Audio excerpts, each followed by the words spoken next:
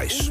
Maar Jan Dirk de Haan. Ja, wat is de ziekte sepsis? En hoe kan het dat zoveel mensen daarneer van witte wildstreekweb zoveel mensen binnen die er op de intensive care onversterren?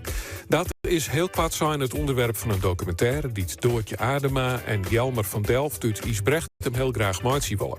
De zo'n 30-jarige Doortje die bedaren eind februari 2023, dat is dus nou haast 2 jaar, onverwachts op de intensive care met een infectie van streptokokken.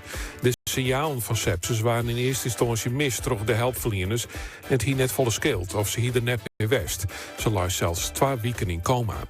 Haar partner, Jelmer van Delft, die is filmmaker en hij had die hele hectische en drege tijd verslaan op video dus. En die beelden, dat maat de basis worden van de documentaire. Alleen er maat nog wel wat extra yield van worden. Is ik al aardig wat van, maar Jelmer en Doortje hier in de studio.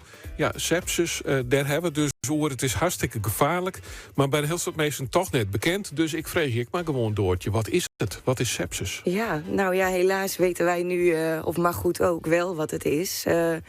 Wat ik heb gehoord, wat een sepsis is dat het eigenlijk een levensbedreigende, ontregelde reactie van je lichaam is op een infectie. Ja. En het komt best heel vaak voor dus. Ja, in principe wel. Kijk, infecties die kunnen je lichaam normaal gesproken, geloof ik, heel makkelijk wel opruimen. Maar in sommige gevallen, dan ontspoort de reactie van het lichaam en kan het tot een sepsis leiden. En in mijn geval ook tot een septische shock, waarbij je organen het gaan begeven, ja. Ja, en dat is, we zeiden tussen Noors en Jelmer, want hier stond er wel eens van Jet, van dat je hem hier in bedarden? Nee, helemaal niet. Nee. En in de volksmond is het ook wel bloedvergiftiging, maar dat klopt niet helemaal. Dat kan jij beter uitleggen. Nou ja, het dekt geloof ik niet helemaal de lading, maar zo is het wel bekend. Je kan het ook via een wondje bijvoorbeeld oplopen. Of in mijn geval was het dan een longontsteking, waardoor het veroorzaakt werd. Maar nee, van het woord sepsis zelfs had ik nog nooit gehoord. Nee, en van heel veel andere zaken ook niet. En daar heb ik in die tijd wel heel veel... heb ik wel heel veel dingen geleerd waarvan ik eigenlijk nooit gehoord had. Maar, nee. Ja. En laten we toch heel kwaad het verhaal erbij pakken wat er met die gebeurd is. Want Jim Hindrek nog nooit van je. Wie is het een beetje ziekelijk in februari 2023 en toen? Ja, het was een beetje deze tijd van het jaar, 2 jaar geleden. En ik voelde me niet helemaal fit. Wat last van de holtes en vermoeid. Maar wel gewoon aan het werk.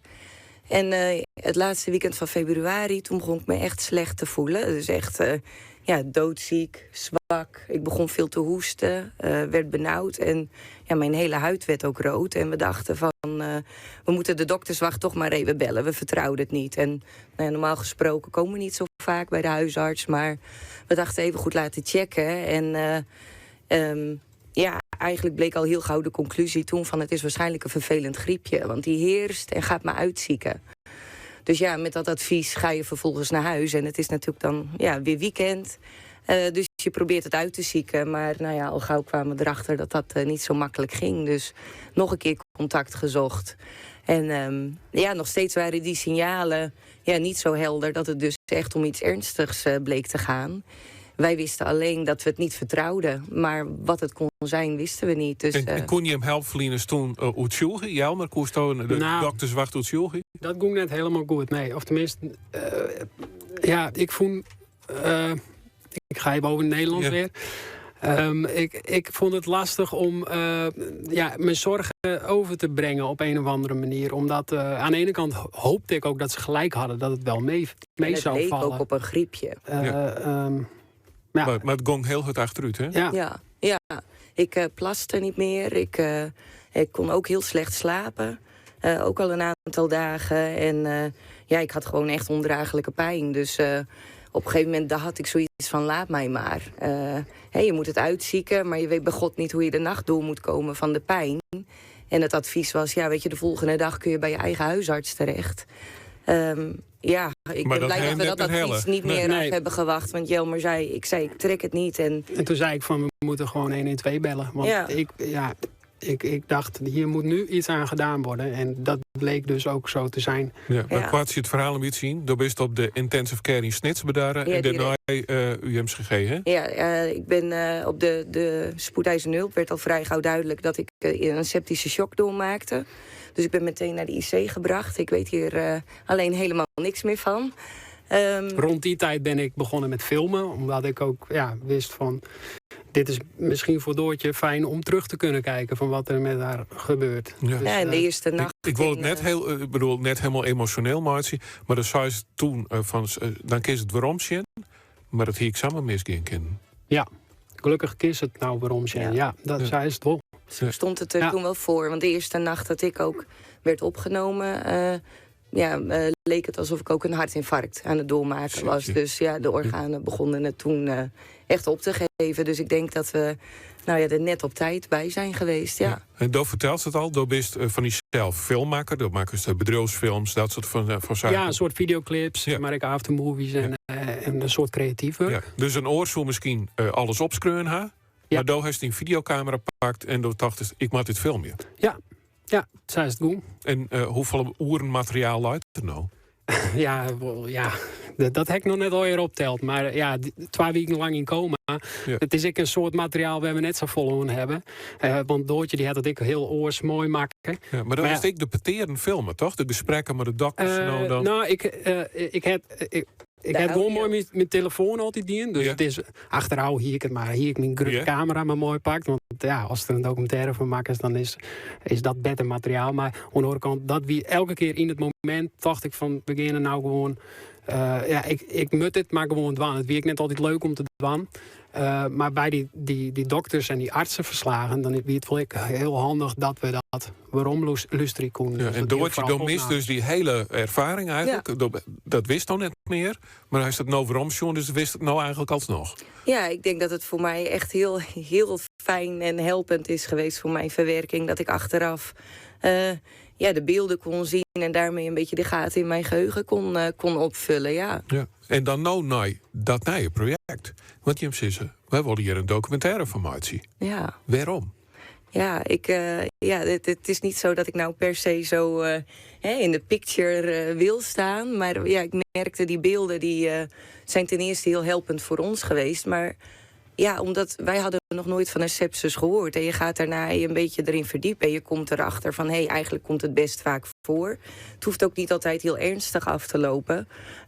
Maar tijd is cruciaal. Dus wees je bewust van de symptomen. Ja, ik heb beelden zien van dat ik denk van dat slingers ik net samen eventjes de vrouw in. Nee, het is heel persoonlijk en intiem. Ja, daar hebben we ook heel goed over na moeten denken. Op de IC kun je er net echt heel fleurig uit. Nee, zeker niet. Nee. Al die slangen. Ja. Nee. Maar dat is wel ook net het stukje zeg maar, wat impact kan maken. En er toch voor kan zorgen dat er bij mensen hopelijk blijft hangen dat verhaal van van die sepsis. En dus het punt, je wilde er graag een documentaire formatie en bent nou uiteindelijk maar crowdfunding. Ik zeg, €16.000 is al binnen. Ja, ongelooflijk. Ja. En waar wil je hem hinnen? Ja. Je moest een streefbedrag opgeven en onze zwager is hem gestart. En weet je, het kan alle kanten uit. Wat we gewoon nu al zien en waar we heel blij mee zijn is dat het al meteen draagvlak en betrokkenheid creëert, die crowdfunding. Als je ziet wat er gestort is en dat mensen zich af beginnen te vragen, wat is sepsis? Maar goed, Jelmer heeft het hele stuk gefilmd vanaf mijn IC-opname. Maar juist dat voortraject vinden wij nog zo belangrijk om in beeld te krijgen. Want dat maakt er eigenlijk nog bij. Je wil maar de helpverleners praten, de belutsen helpverleners of eventueel orenhelpverleners die het uitlezen kunnen van, zo beoordelen wij dat en dit gaat er misschien mis, daar zeggen wij het verkeerd. Ja, dat je er gezamenlijk met elkaar naar kan kijken en hopelijk ook van kan leren. Ja, wat wil die eigen helpverleners daarom uitwerken? We hebben zeker al contacten gehad met de hulpverleners die ons destijds ook gezien hebben. En die contacten die zijn ook goed. En die hebben zeker ook een aantal toezeggingen al daarin gedaan. Ja, dat besluit. Waar maakt dit talieren? Komt dit op een filmfestival of komt het bij een omroep? Of is het voor de hulpverleners bedoeld? Wat wil je? Ja, in eerste instantie dachten we voor de hulpverleners. Omdat dat is eigenlijk ook de aanzet geweest van de hele docu. Dat we iets met de beelden al hebben kunnen doen voor een symposium in het UMCG in Groningen. Omdat er een nieuwe IC is gebouwd daar. Mocht Doortje het verhaal vertellen. En dat hebben we dus aangevuld met mijn beeld.